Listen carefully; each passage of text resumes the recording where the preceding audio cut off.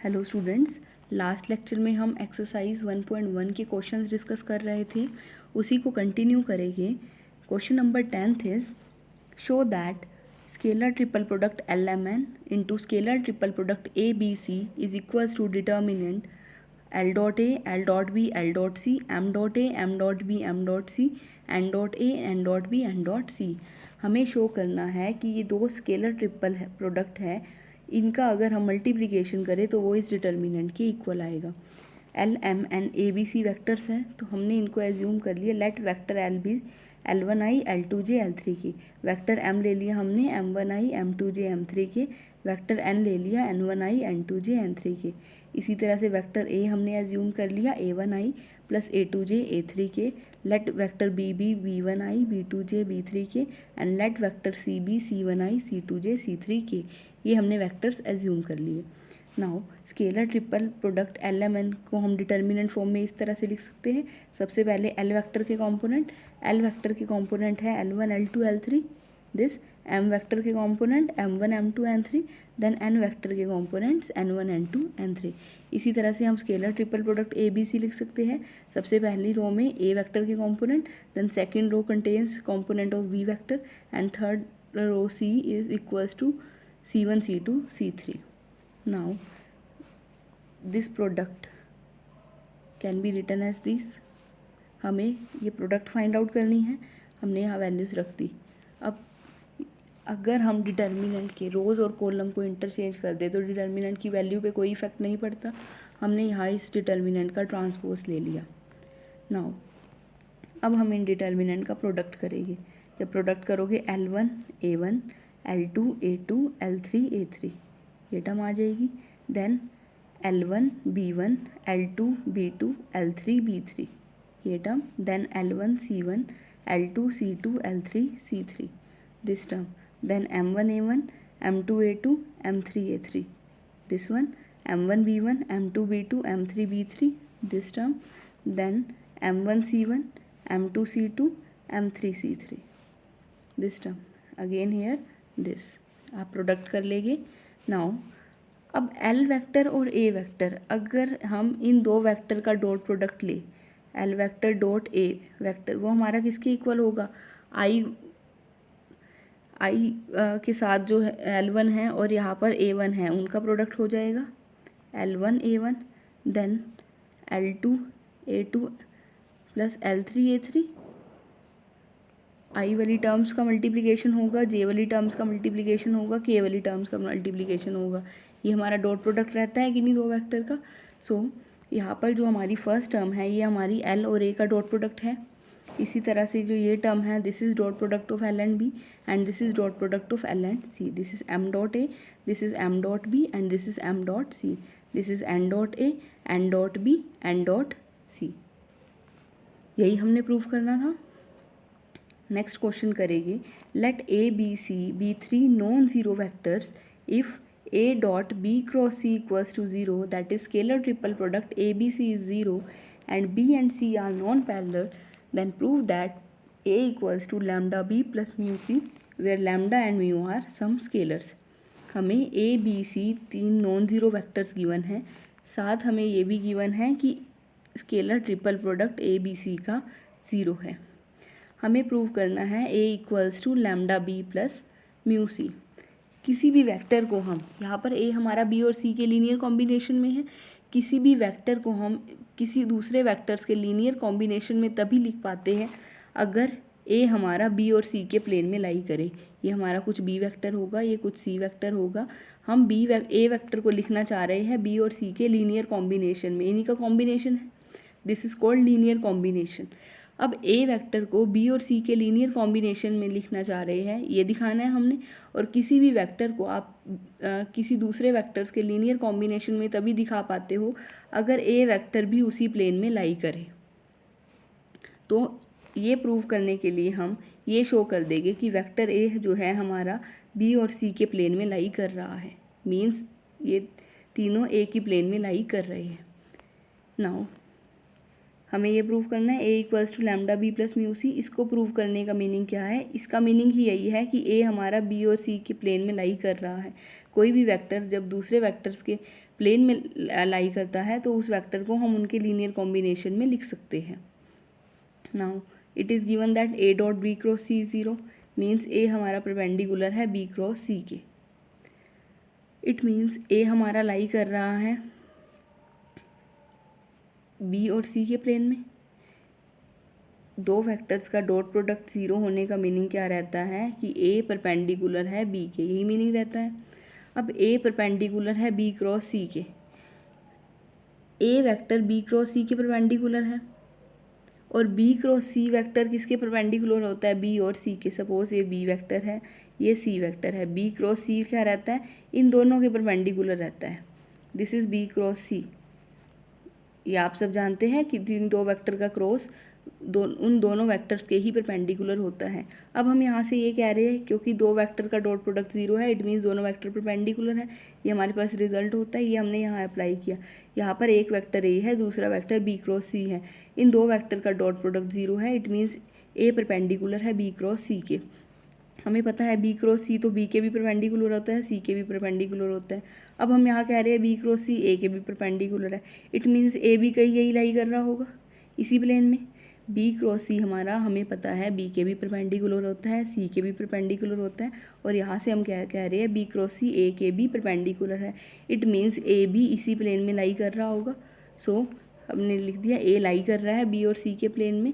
और कोई वेक्टर अगर बी और सी प्लेन में लाई कर रहा है तो उस वेक्टर को उनके लीनियर कॉम्बिनेशन में हम लिख सकते हैं। किसी भी वेक्टर को किसी दूसरे वेक्टर के लीनियर कॉम्बिनेशन में आप तभी लिख सकते हो अगर वो वेक्टर उनके प्लेन में लाई कर रहा हो। तो हमने यहाँ ये प्रूव कर दिया कि ए बी और सी के प्लेन में लाई कर रहा है, सो ए को हमने लीनियर कॉम्बिनेशन में यहाँ लिख दिया। Next question is prove that A minus B dot B minus C cross C minus A equals to 0। हमें प्रूव करना है A minus B minus C minus A का स्केलर ट्रिपल प्रोडक्ट 0 के equal है। कंसीडर की left side A minus B dot B minus C cross C minus A. इसको हम लिख सकते हैं, पहले हमने ये क्रॉस ओपन कर लिया, अभी डॉट बाद में ऑपरेट करेंगे। अभी हमने ये क्रॉस ओपन किया, this is B cross C, then B को इसके साथ ए के साथ करेंगे minus B cross A, then हमने इस सी को इसके साथ किया minus C cross C, then C को इसके साथ किया प्लस सी क्रॉस ए। अब यहाँ से सी क्रॉस सी 0 होता है, दो वेक्टर्स का दो सेम वेक्टर्स का क्रॉस प्रोडक्ट 0 रहता है। So this is A minus B cross C minus B cross A plus C cross A, ये हो गया। अब डॉट ले लेंगे, डॉट प्रोडक्ट है इनके बीच में, तो पहले हमने ए वेक्टर का डॉट ले लिया, this is A dot B cross C, then minus का साइन है minus A dot B cross A, then A का इसके साथ ए डॉट सी क्रॉस ए। अब हम इस बी वेक्टर का डॉट प्रोडक्ट लेंगे इन तीन वेक्टर्स के साथ। सबसे पहले इस वेक्टर के साथ लिया तो ये हो गया minus B dot B cross C, then इस वेक्टर के साथ लिया प्लस हो जाएगा minus minus B dot B cross A, then इस वेक्टर का इसके साथ लिया B dot C cross A. Now इसको हम कॉम्पैक्ट फॉर्म में इस तरह से लिखते सकते हैं, this is scalar triple product A B C, this is scalar triple product A B A, this is scalar triple product A C A, this is scalar triple product B B C and this is scalar triple product B B A and this is B C A. और हमें पता है दो vectors अगर same हैं scalar triple product में, तीन vectors में से दो वेक्टर सेम है तो स्केलर ट्रिपल प्रोडक्ट 0 होता है। तो ये scalar triple product 0, this is 0, this is 0, this is 0, सिर्फ ये दो टर्म्स रह गई A B C minus B C A. और हम ए बी सी को बी सी ए के इक्वल लिख सकते हैं, तो इक्वल लिख दिया, दिस इज़ 0। हमने प्रॉपर्टी का यूज़ किया, हमने प्रूव किया था scalar triple product A B C equals to scalar triple product B C A equals to scalar triple product C A B. उसका हमने यूज़ करके ये वैल्यू 0 आ गई, यही हमने प्रूव करना था, that is this is equals to 0। Next is volume of tetrahedron. ये हमने एक टेट्राहेड्रन ड्रॉ किया, this is O A B C, जिसके तीन एजेस ले ली O A O B O C, this is O A O B O C. और इन एजेस को हमने तीन वेक्टर से रिप्रेजेंट किया ए बी सी से, ये बी ये सी। अगर टेट्राहेड्रन की आपको इस तरह से तीन एजेस गिवन हो, को टर्मिनस एजेस, यहाँ इनका initial point terminal point same है। अगर इस तरह की 3 एजेस गिवन हो टेट्राहेड्रन में, तो टेट्राहेड्रन का जो हमारा वॉल्यूम होता है वो इक्वल होता है 1/6 scalar triple product OA OB OC। Again एक बार रिपीट कर रहे हैं, अगर हमारे पास एक टेट्राहेड्रन है, टेट्राहेड्रन की हमें 3 को टर्मिनस एजेस गिवन है OA OB OC, तो हम वॉल्यूम लिख सकते हैं टेट्राहेड्रन का, that is equals to 1/6 OA OB OC। 1/6 OA हमारा A वेक्टर था, OB हमारा B वेक्टर था, OC हमारा C वेक्टर था। Next is question 13, show that the volume of tetrahedron ABCD is 1/6 AB AC AD। अब हमने ये प्रूव करना है, यहाँ तो हमने लिख दिया कि ये होता है, जस्ट रिजल्ट लिख दिया, इसको अब हम प्रूव करेंगे। ये आपके क्वेश्चन में प्रूफ है कि शो करना है कोई टेट्राहेड्रन ABCD है, उसका वॉल्यूम ये दिखाना है।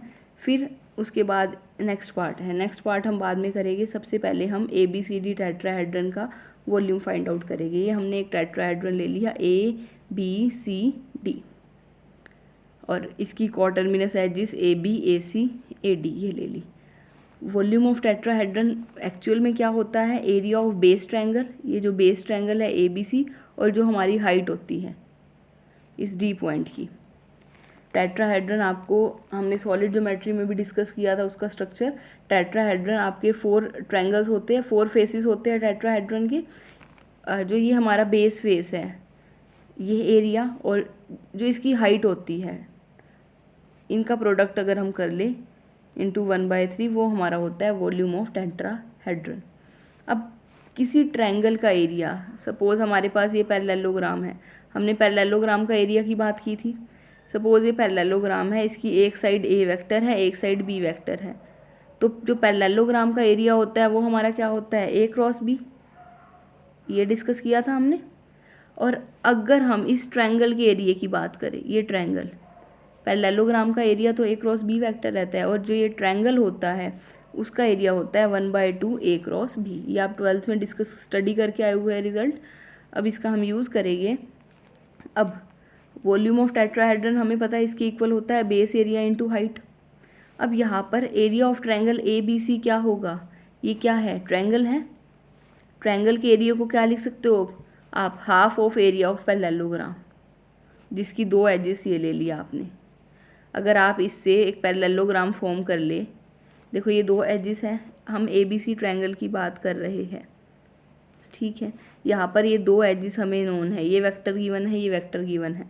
अगर हम इससे एक पैरेललोग्राम फॉर्म कर लिए, हमने एक पैरेललोग्राम फॉर्म कर लिया, पैरेललोग्राम का एरिया क्या होगा, A क्रॉस B, ये वेक्टर इंटू ये वेक्टर।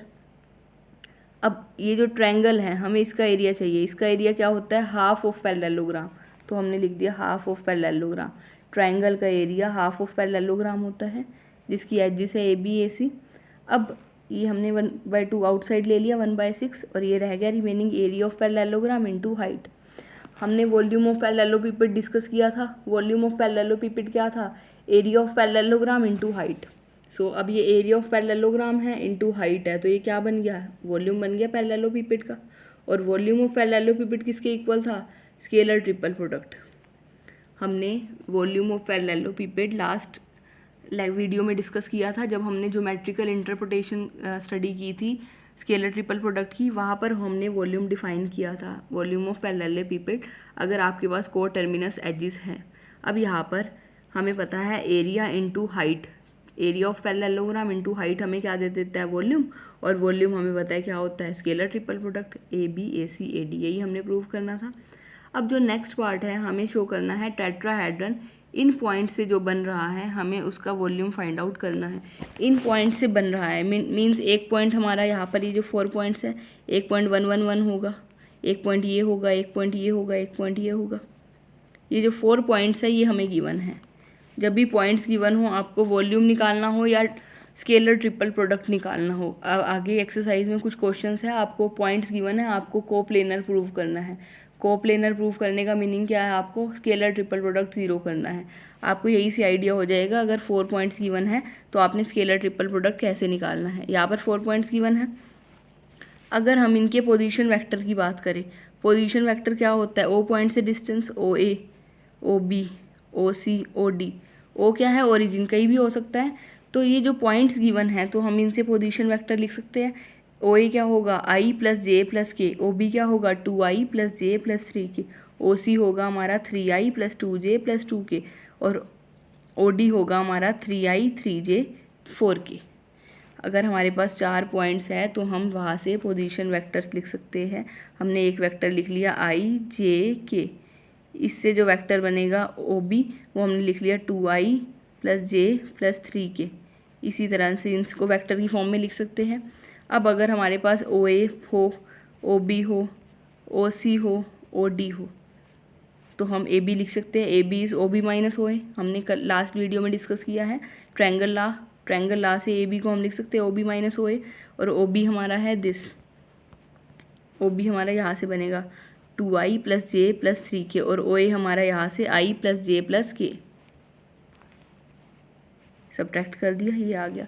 देन हमने फाइंड आउट करना है ए सी। ए सी को हम ट्रायंगल लॉ से किस तरह लिख सकते हैं? ओ सी माइनस ओ ए। अब ओ सी हमारा यहाँ से आएगा this vector 3i plus 2j plus 2k। और ओ ए हमारा i प्लस जे प्लस के। दिस सब्ट्रैक्ट कर दिया।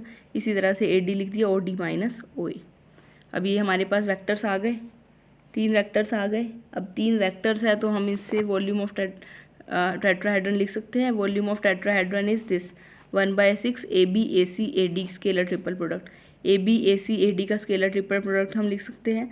इसका डिटर्मिनेंट फॉर्म में लिख दिया। A B is this I plus 2k। तो जो कॉम्पोनेंट हो जाएगी 1 0 2k। आई प्लस 2k है, I plus 2k means I plus 0j plus 2k means J के जो कोफिशिएंट है वो 0 है, 0 आ गया। देन इस वेक्टर के कंपोनेंट 2 1 1। देन इसके 2 2 3। इसको सॉल्व कर लिया। This is 5। ये तो आपने स्केलर ट्रिपल प्रोडक्ट निकाल लिया। वॉल्यूम क्या होता है? 1/6 into scalar triple product, that is 5/6। Next question, the vector OA 5i plus 12j plus 13k turns through an angle of pi/2 about O, passing through the positive side of y-axis on its way. Find the vector in new position. हमें vector OA given है और हमें देखो ये vector OA है, कहीं ये XY plane आपने ले लिया, ये वेक्टर OA है, ये आपको गिवन है। आपने क्या किया? इस वेक्टर OA को रोटेट कर दिया through an angle of pi/2 about O, passing through positive side of Y axis on its way. जब आप रोटेट कर रहे हो, आपने इस ओ ए वेक्टर को रोटेट किया positive side of Y axis से, मीन्स आप इस तरह से ले गए। और कितना रोटेट किया? यहाँ तक रोटेट किया जब तक ये एंगल pi/2 नहीं हो जाता। आपके पास एक वेक्टर है दिस वेक्टर ओ ए। आपने इस वेक्टर को रोटेट किया, जस्ट घुमाया है। घुमाया है कहाँ तक घुमाया है? वाई एक्सिस को क्रॉस करके गया है ये, और यहाँ तक गया है जब तक ये एंगल 90 डिग्री ना हो जाए। 90 डिग्री पे आपने रोटेट किया है। हमें वो वेक्टर निकालना है, ओ बी वेक्टर। हमने इस वेक्टर को एज्यूम कर लिया xi प्लस वाई जे प्लस जेड की। अब जब आपने रोटेट किया है और कितना रोटेट किया है? ताकि तब तक रोटेट किया है जब तक ये एंगल 90 डिग्री का ना हो जाए, मीन्स 90 डिग्री तक रोटेट किया है। तो ये वेक्टर्स कैसे हो गए? परपेंडिकुलर हो गए। और 2 परपेंडिकुलर वेक्टर्स का डॉट प्रोडक्ट 0 होता है। ओ ए वेक्टर आपको गिवन है, ये वेक्टर आपको गिवन है, ये वेक्टर आपने रोटेट कर रहा है, ये वेक्टर आपने निकालना है। इसको आपने एज्यूम कर लिया xi y j z के। 2 वेक्टर्स परपेंडिकुलर है तो इनका डॉट प्रोडक्ट 0 होगा। ओ ए डॉट ओ बी 0। इन दोनों का डॉट प्रोडक्ट निकाल लिया, वो क्या आएगा? 5x। आई वाले कॉम्पोनेंट्स का प्रोडक्ट कर लिया 5x। देन जे वाले कॉम्पोनेंट्स का 12y। देन के वाले कॉम्पोनेंट्स का 13z। एक इक्वेशन ये आ गई। देखो आपको निकालना है ओ बी। ओ बी निकालने के लिए आपको x y z की वैल्यू चाहिए। x y z 3 वेरिएबल चाहिए, तो 3 इक्वेशन हम फॉर्म करेंगे। 3 इक्वेशन हो, 3 ही अननोन हो तो आप वैल्यू निकाल सकते हैं सब्स्टिट्यूशन या एलिमिनेशन मेथड से। एक इक्वेशन तो हमारे पास ये आ गई। अब जब आपने वेक्टर को रोटेट किया है तो वेक्टर की लेंथ में कोई फ़र्क नहीं पड़ेगा, जितना वेक्टर की लेंथ पहले थी उतनी ही रहेगी। तो मैग्नीट्यूड क्या रहेगा? सेम रहेगा। इस वेक्टर का मैग्नीट्यूड, ओ बी वेक्टर का मैग्नीट्यूड क्या होगा? किस तरह से निकालते हैं मैग्नीट्यूड? अंडर रूट में यहाँ पर x², then y², then z²। ये लिख लिया आपने। देन ओ ए का मैग्नीट्यूड, ओ ए वेक्टर का मैग्नीट्यूड, ओ ए वेक्टर ये है तो ये क्या हो जाएगा? Under root of 5² 12² 13², that is this. इसको हमने सिंप्लीफाई कर लिया, ये आ रहा है √338। सो यहाँ से हमारी ये आ गई √x² + y² + z² is √338। Squaring कर दी, रूट कैंसिल हो जाएगा। सो x² + y² + z² equals to 338 आ गया। एक इक्वेशन और आ गई। अब एक कंडीशन और यूज़ करेंगे, जब आपने इस वेक्टर को घुमाया, यहाँ से हाथ लेके गए, ये y एक्सिस है, तो ये वेक्टर y के अलोंग कौन सा वेक्टर होता है, यूनिट वेक्टर j होता है। x एक्सिस के अलोंग वेक्टर होता है i कैप यूनिट वेक्टर, और y एक्सिस के अलोंग वेक्टर होता है यूनिट वेक्टर j कैप। सो जब आपने घुमाया तो ये एक ही प्लेन में घूमे, किसी वेक्टर को आप यहाँ से किसी लाइन को यहाँ से यहाँ ले गए, एक ही प्लेन में वो घूमी, तो ये जो वेक्टर तीनों है ये कोप्लेनर हो गए। कोप्लेनर हो गए तो स्केलर ट्रिपल प्रोडक्ट क्या होगा, 0 होगा। सो जो हमारे ये तीन वेक्टर्स है OA, J और OB, J आपका y एक्सिस के अलोंग, क्योंकि जब आपने y रोटेट किया है तो y एक्सिस को पास करके रोटेट किया, तो ये तीन वेक्टर्स आपके एक ही प्लेन में होंगे, एक ही प्लेन में होंगे तो उनका स्केलर ट्रिपल प्रोडक्ट 0 होगा। OA वेक्टर के कंपोनेंट लिख लिए 5, 12, 13। J वेक्टर के कंपोनेंट, ये J वेक्टर ही है, J वेक्टर को आप क्या लिख सकते हो, 0i + 1j + 0k, इस तरह से लिखते हो 0k। सो J का कंपोनेंट 1 हो गया, बाकी कंपोनेंट 0, और OB वेक्टर आपके पास है xi, yj, zk। आपने ये डिटर्मिनेंट ओपन कर लिया तो यहाँ से आ गया 5z - 13x इक्वल्स टू 0, तो z की वैल्यू आ गई 13x/5। एक इक्वेशन ये आ गई हमारे पास। अब z की वैल्यू हमने इक्वेशन 1 में पुट कर दी, यहाँ पर z की वैल्यू यहाँ पुट कर दी, तो ये हमारा हो गया 5x + 12y + 13 × 13x/5 equals to 0। इसको सिंप्लीफाई कर लिया, आप सिंप्लीफाई कर लोगे तो यहाँ से ये इक्वेशन y और x में आ गई, तो y की वैल्यू आपने लिख ली x की टर्म्स में। अब y की वैल्यू भी आपके पास x की टर्म्स में है, z की वैल्यू भी x की टर्म में है, इक्वेशन 2 में पुट कर देंगे। इसमें इसको भी x की टर्म में लिख देंगे, इसको भी x की टर्म में लिख देंगे, तो ये पूरी x की टर्म में आ जाएगी। x² + y², y is this 97/30 whole square into x² and z is 13/5x whole square equals to 338। अब यहाँ पर इस x² कॉमन आ जाएगा, कॉमन ले लिया, इसको सिंप्लीफाई कर लोगे, आप सिंप्लीफाई कर लोगे, x² की वैल्यू आ गई, तो x की वैल्यू निकाल ली ± दिस। अब x आपका, x क्या है आपका, ये कंपोनेंट है इस वेक्टर का। अब वेक्टर तो इधर आ गया और यहाँ पर x क्या है, नेगेटिव है, ये नेगेटिव एक्सिस की डायरेक्शन में आ गया। आपका ये जो वेक्टर है ओरिजिन के रिस्पेक्ट में जब इसके कंपोनेंट लिखोगे x नेगेटिव आएगा, y पॉजिटिव आएगा, तो x की वैल्यू हमने नेगेटिव कंसीडर कर ली क्योंकि आप नेगेटिव साइड लाए हो, x की वैल्यू नेगेटिव ले ली। अब y आपका क्या था, यहाँ से दिस -97/30x, x की वैल्यू यहाँ पुट कर दी तो y की वैल्यू आ गई आपकी, y इज़ दिस, x की वैल्यू पुट करिए जस्ट, और z आपका क्या था 13/5x, दिस, यहाँ पर भी x की वैल्यू पुट कर दी तो ये आ गया आपका z। तो OB वेक्टर क्या था, xi + yj + zk, ये था x y z की वैल्यू पुट करनी थी। x आपका ये है दिस, y ये है, z ये है, तो हर एक में √2/97 कॉमन आ रहा है तो उसको आपने बाहर ले लिया, तो ये आ गया -30i 97j - 78k, ये आपने निकालना था। Next question number 2, show that the vectors are parallel to the same plane. हमें दिखाना है ये वेक्टर्स किसी सेम प्लेन के पैरेलल हैं, मतलब एक ही प्लेन है उसके पैरेलल ये भी है, ये भी है, ये भी है। किसी प्लेन के पैरेलल ए वेक्टर भी है, किसी प्लेन के पैरेलल ए वेक्टर भी है, उसी प्लेन के पैरेलल बी वेक्टर भी है, उसी प्लेन के पैरेलल सी वेक्टर भी है। इट मीन्स ये तीनों भी कैसे होएंगे, कोप्लेनर ही होंगे। कोई एक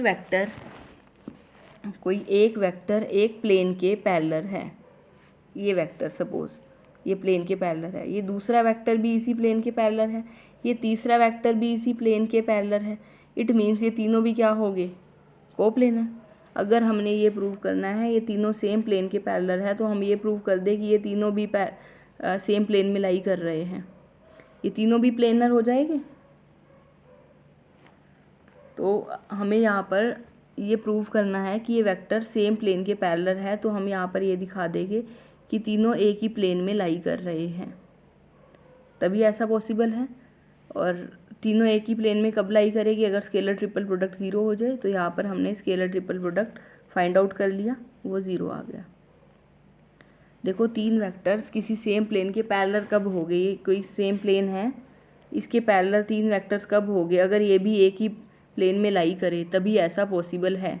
अगर एक वेक्टर ऐसा हो, एक वेक्टर ऐसा हो, तब ये पैरेलल नहीं हो पाएंगे।